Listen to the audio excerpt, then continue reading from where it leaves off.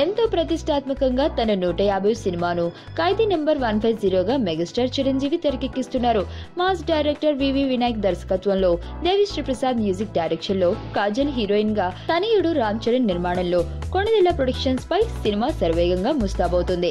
Recent గా release అయిన అమ్మడు లెట్స్ డు కుమ్ముడు పాట ఫ్యాన్స్ ను జోష్ లో ముంచేస్తోంది. ఇప్పుడు మరో విశేషం లారెన్స్ నోట బయటకొచ్చింది. సినిమాలో ఓపెనింగ్ సాంగ్ అద్భుతంగా వచ్చిందని లారెన్స్ చెప్పాడు. ఆ పాటకు తానే డాన్స్ కంపోజర్ అని చిరంజీవి ఎరగదీశాడని అన్నాడు. చాలా రోజుల తర్వాత చిరు పాటకు కంపోజ్ చేసే అవకాశం రావడం ఆనందంగా ఉందని చెప్పాడు. దీంతో చిరు ఫ్యాన్స్ పండుగ చేసుకుంటున్నారు.